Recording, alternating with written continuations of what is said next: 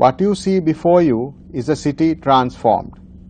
In just the last 30 years, the country this capital represents has become one of the most modern, forward-looking and economically successful countries in Asia.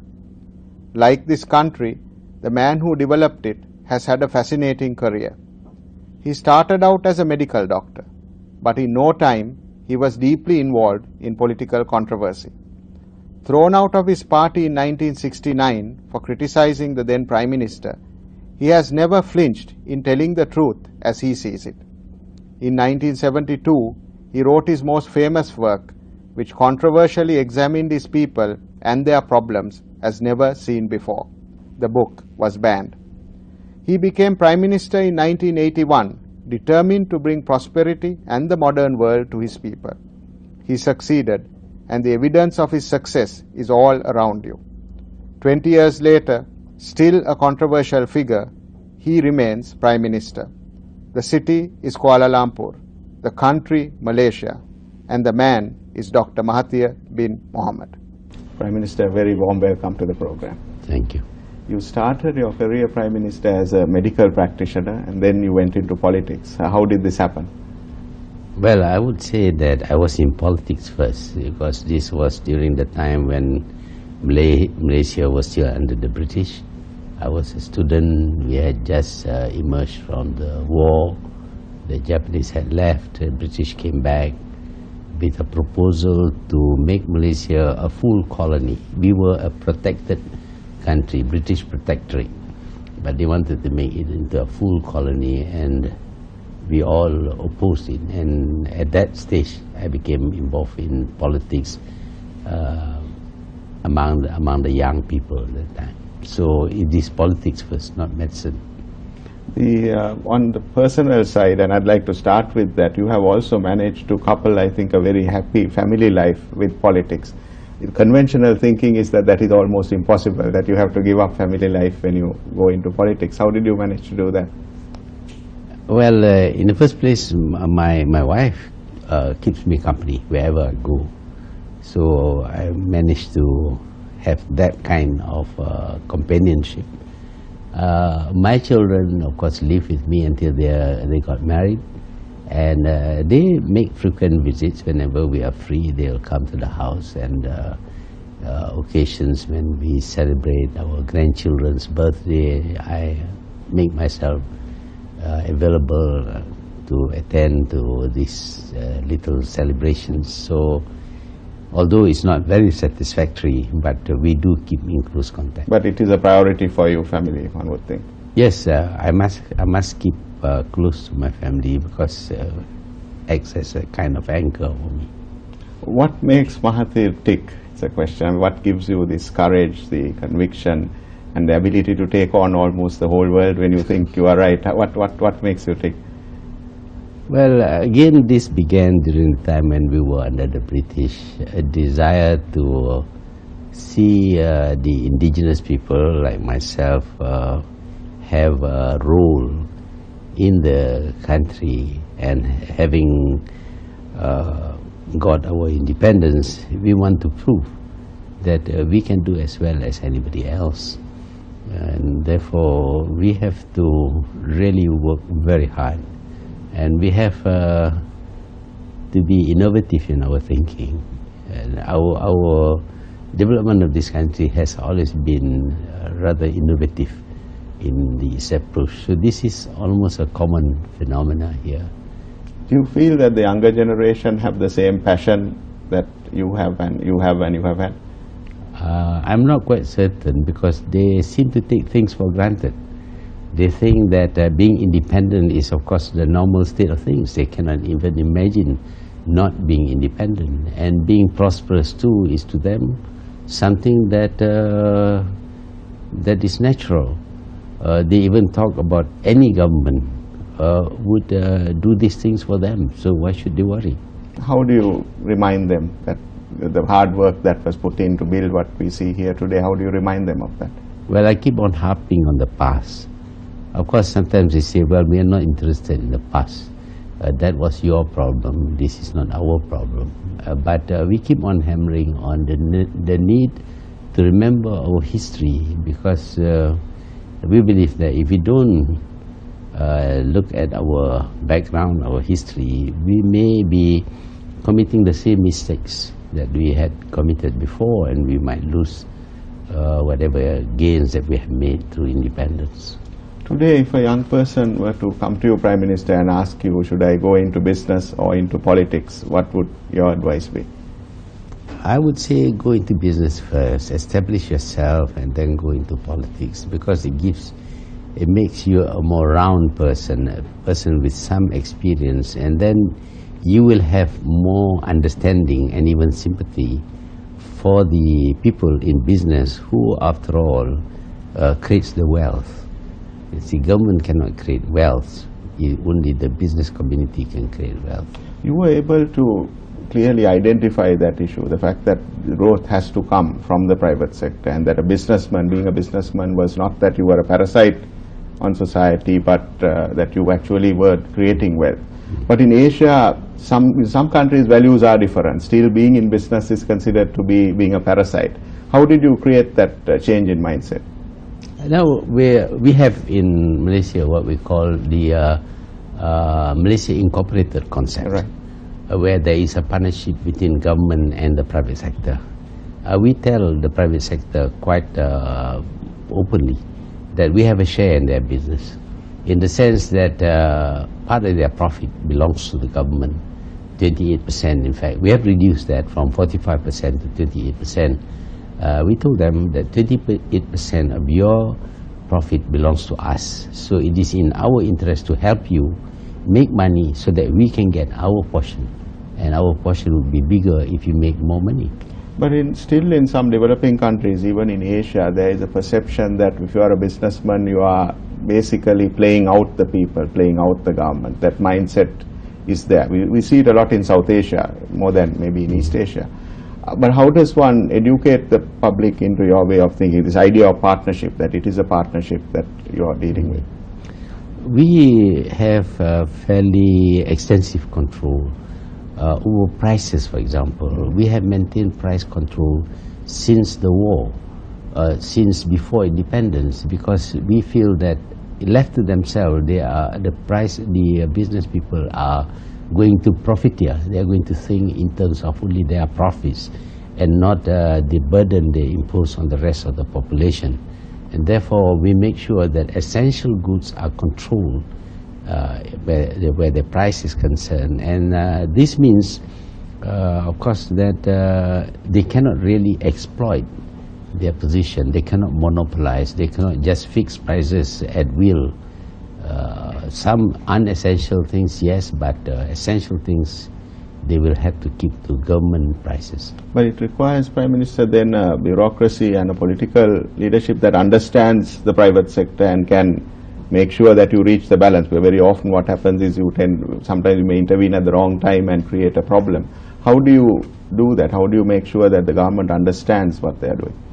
Well, the bureaucrats are also told that their pay is actually coming from the private sector. If we collect more money, they stand a good chance of getting better pay. So it is in their interest to ensure that government rules are carried out by the private sector, and they don't take things for themselves. Of course, I'm not saying that there is no corruption, but that is minimal. But when you took over, this was not the case. The culture was different. What did you do to change this culture? Well, I built on what already existed, actually, because corruption was not too big a problem before, simply because people were poor. But we just emphasized the need for the government, both the elected people, the members of the government and the permanent service, they must serve the country because it is in their interest, and we keep on mentioning it to them. I mean, practically nobody ever told the private sector that the government has a share in their business. They used to think of that as taxes, right, which the government imposed on them. We talk about our share. You are working, and we are working for you because we want our share. We help you so that you can then make more profit so that we can get a chunk of that profit. And that profit goes towards financing the cost of government, including salaries. So everybody understands that the success of the private sector means their own success also, and they have a vested interest to see that the economy grows because they are going to benefit from it. Must be very prudent in the management of the finances of a country. As far as possible, don't depend upon loans and aid. Built what is easily one of the best and soundest economies in East Asia. If you were to ask for a formula, if you were told, okay, do these 3 or 4 things right and you can develop an economy, what would those 3 or 4 things be, you think? I think this must be very prudent in the management of the finances of a country. As far as possible, don't depend upon loans and aid. We don't get aid in this country. We borrow very little, a very small portion of our GDP. So when we had the problem, the financial crisis, we were not saddled with loans which we had to pay in foreign currency, which had become very costly because we don't borrow much from abroad. We borrow from within the system. That means, of course, that the banks must have sufficient funds to lend to the government and also to the private sector. You were also able to create a dream, a vision for Malaysia, and also make all Malaysians believe that they could achieve the dream. I think if you look at it, I mean, that Malaysia Boleh, that Malaysia can, you gave the will to the people. How did you achieve that? Because most countries, developing countries, that is one of the major problems. We don't believe that we can achieve these miracles. But you gave the people the belief you can build the tallest buildings in the world, you can put a satellite in space. How did you give that, the will, the feeling? Yeah, I suppose like all people who have been colonized, we had an inferiority complex. We believed that we couldn't do things, but it is necessary to convince ourselves that we can, and we had to prove that. We had to show that there is nothing that others can do which we cannot do. We actually persuaded people, look, if others can climb Mount Everest, for example, why can't we? I think you had somebody who did that. Yeah, we had. You see, because coming from the tropics is not very usual. Normally people who climb the Everest would come from temperate countries. Right. So by asking them to do things that they felt they couldn't, they become more convinced of their ability. Also, we discovered that there are certain things that we do which are world beaters, but we don't realize it because of an inferiority complex, a belief that whatever we can do, others can do. You see, so we have to point out to them, look, we can develop this country at a very fast rate. That is an achievement. We can industrialize and go into very sophisticated manufacturing, despite the fact that these are basically paddy farmers, children. We showed them that, look, you can do these things, and they become convinced that they can do these things, and this gives them a lot of confidence. Of course, we adopted the slogan that we can, Malaysia Boleh. We can do what others can do, and by drumming it into them, they are now convinced that they can do what others can do. But it required a team, I would think. With one man, you have achieved it, yes, but you must have had to build a team to do that. How did you go about building that team? Well, we convinced our own party, for example, that they should constantly talk about this. We convinced the government, the civil servants, that we can. We adopted this motto that we can do things, and we proved to them. Once you prove one or two things, then they become convinced that actually there is no mystery in this thing. I mean, before we had assumed that what the colonizers could do, we couldn't do, that they are superior in some way. But we showed them that what they can do, we can do, And in certain cases, we can actually do better. Success breeds success also. You have to be able to show that something is happening, I would think. When the crisis arose, you took a decision not to go to the IMF, but to do it your own way. Other countries that went to the IMF faced various different problems. But one thing that was interesting about your own program was you did call upon people to make a sacrifice to make it happen. How did you manage to convince people to do that? How did you give the example from the top that sacrifice has to be made to, to turn the country around? Yeah. Firstly, it was not too big a sacrifice because economically Malaysia was very sound. Even financially, we were very sound. We felt that the government could do something to help, and we felt that if the people remain calm, it will give the government the opportunity to think things over, to work out a solution, to understand what is the problem.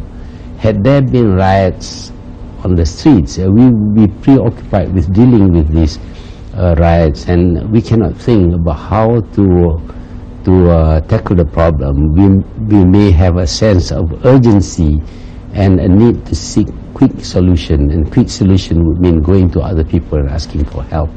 But because the people were told that this is not our doing, this is not due to the government, this is because somebody took our currency and sold it down. So immediately it helps them to understand the situation and to cooperate, passively cooperate with the government. They don't make demands. They don't ask for salary increases, for example, during that time. We told them, look, if we cannot afford something, we have to do without it. Fortunately for Malaysia, we have established a fairly close contact between government and the people. And they have confidence, the people have confidence obviously that what you are doing was the right thing. But that also probably comes from the success, the fact that you have managed to achieve something. Globalization is a fact, a physical fact. We are no longer that much separated by oceans or by distance. Globalization is obviously a reality today. At the same time, there is a perception that it is a Western concept, and that there is a certain amount of damage that is taking place to Eastern culture, as well as even maybe economic damage in certain ways. How does one reach this marriage? Because we can't run away from globalization, but equally we have to cope with it on our own terms possibly. Well, we always believe that there is no single way of dealing with anything. There must be several ways of doing things, and the results that we seek can be achieved through different approaches.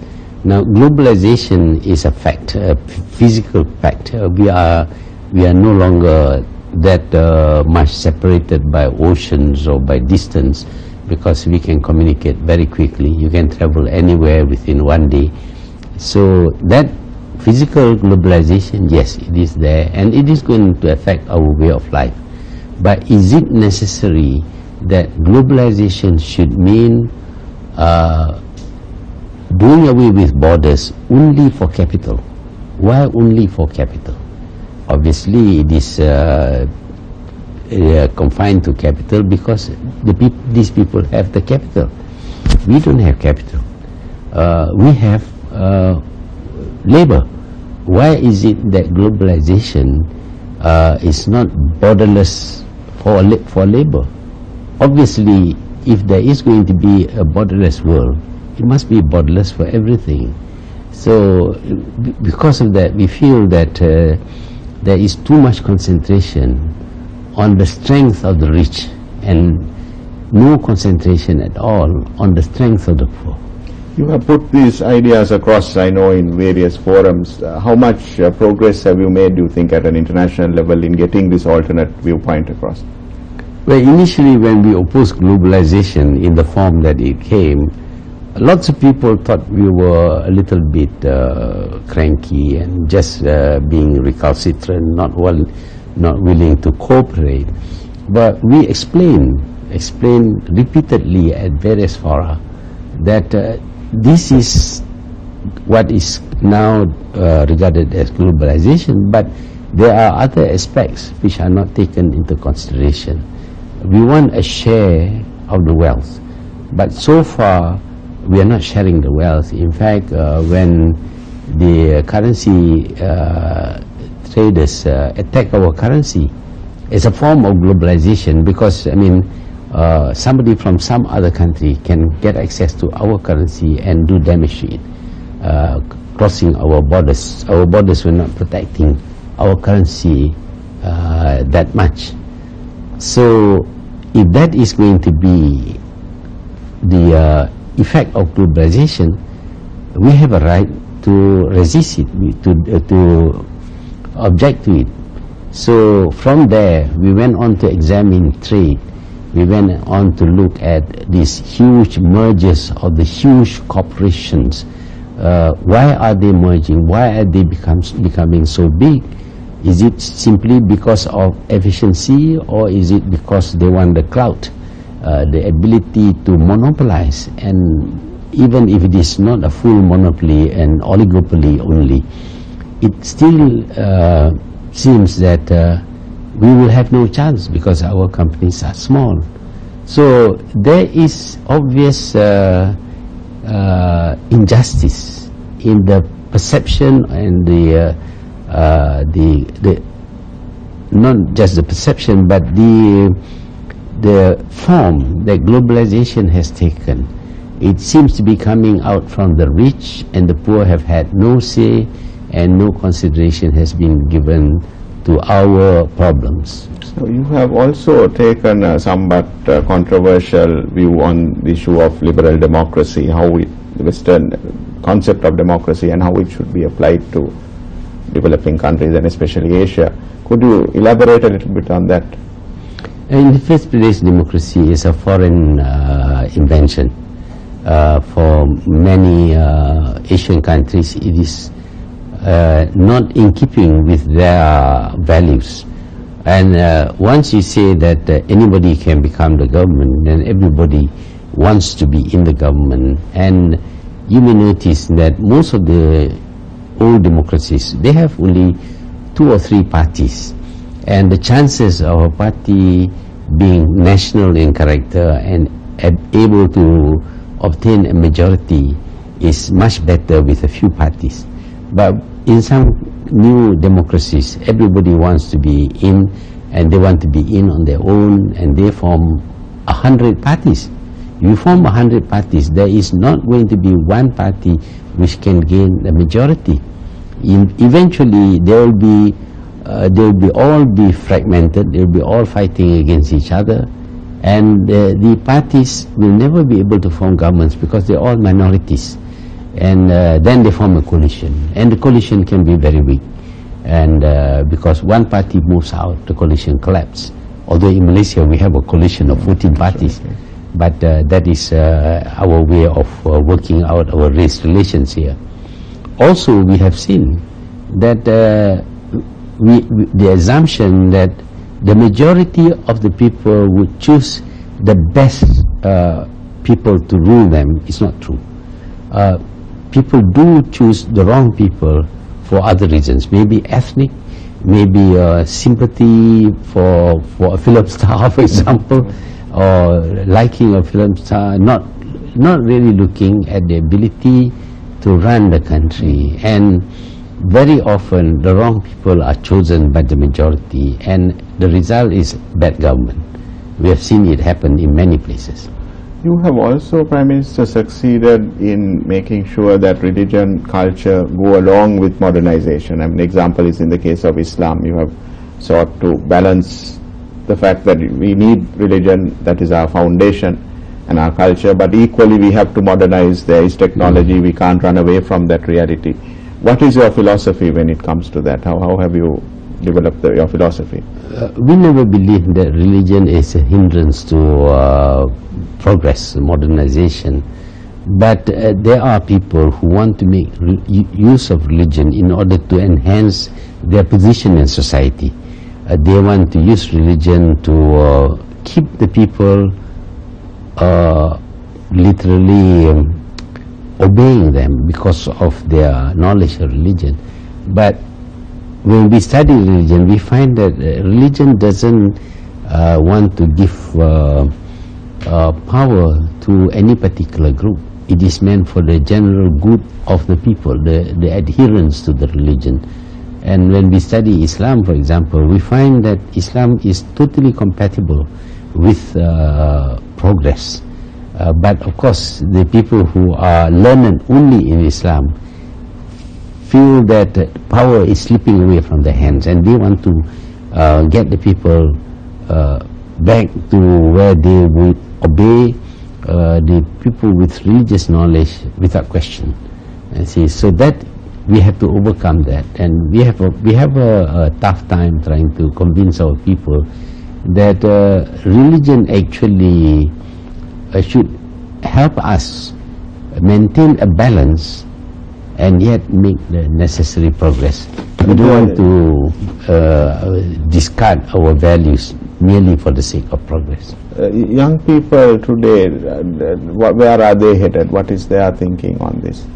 They are torn between the desire to make progress and the feeling that they might be breaching religious injunctions. This is because some people try to stop them from making progress, because if they make progress, then they will lose respect for those people. So they lose control, in other words. Yeah. The other area where you have made tremendous strides is technology, whether it's in the field of information technology, or I believe in medicine, biotechnology. You have tried to make Malaysia a center in this region, if not in the world, for some of these sectors. What is your vision there? I know you have Cyberja, which you have developed, also the multimedia super corridor, and you have your vision 2020. What is your vision for Malaysia in that sense? You could articulate that. You know, all the Asian countries missed out on the Industrial Revolution and the progress that follows, and we were left behind. Here is a new technology, and if we miss it, we are going to be in the same situation that we were when we missed the Industrial Revolution. In order to keep up, we have to embrace new technology, we have to master it, and we have to make use of it for the development of our society. That is the basic thrust. Beyond that, of course, it is just preparing our people with the necessary training, necessary education, and the necessary motivation. And they are surprised that they can actually master this thing, despite the fact that they felt that this is something invented elsewhere and they have to learn. How would you evaluate your progress so far in this regard, if you were to review what you have done in the past 5 years vis-a-vis technology? I think we have made very considerable progress, considering that we are a developing country with a relatively small population. But we feel that we are taking the right move in the right direction, and we know that we will have to depend upon foreigners. So we make the country hospitable to foreign investors and foreign knowledge workers, so that they can come here and interact with our people. In the end, our people will acquire some of the knowledge. Then electronic government is also something you are moving into. I think Putrajaya is also based on that concept. What are the fundamental planks of that strategy you have? As the country progresses, we have to work faster. Electronic government enables us to work faster, and we will not have too many personal decision making when we adopt this thing, because everything is open and people can communicate very easily, and there's no necessity even to go to the office in order to do some business. People can actually interact with an office from their homes, so that saves a lot of time and makes it possible for them to do more. And with a small population, each one must be more productive than they were before. Otherwise, we will be left behind. The training and education become fundamental to all this. And what is as far as you are concerned, is Malaysia ready from that point of view on the education and training side? Yeah, I think ever since independence, we have given great priority to education. We spend about 20% of the total national budget on education ever since we became independent. And now, of course, it is a question of allocating sufficient funds and providing the necessary facilities for our people to get the necessary training, or we send them abroad. Even in terms of ethics, work ethics, we consider that very important. And among the work ethics that we admire, it is that of the Japanese, and because of that we have our Look East policy, where we send people for training in Japan, not just to acquire skills, but also to understand Japanese work ethics, and that is transplanted here. You came into politics, Prime Minister, with a mission, and many would think that you have actually accomplished it when you look around. How will you make sure that this is continued, that this progress is continued after you move on? I think the institutions are already in place.